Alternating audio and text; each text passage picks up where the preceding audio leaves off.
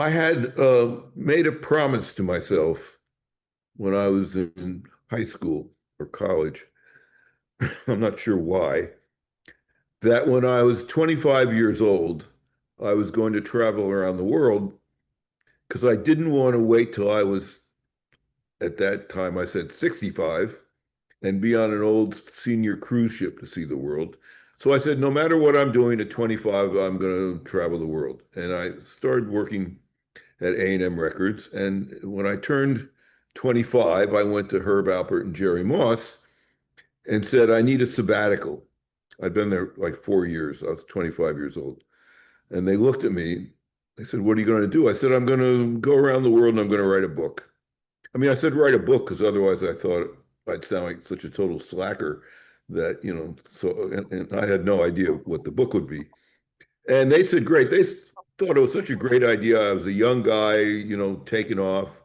They bought me a round the world ticket to six continents. I don't think I got the North Pole.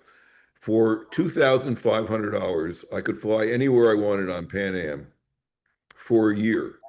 And I strapped that ticket around my waist in a fanny pack and never took it off. I was so afraid I was going to lose it.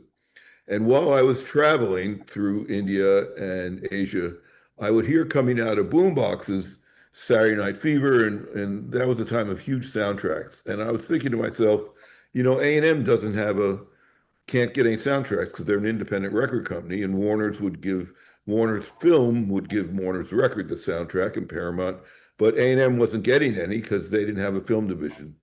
So I went back to Herb and Jerry. I was in Israel working on a kibbutz, and Jerry Moss sent me a telegram, said, enough fun, I need you back.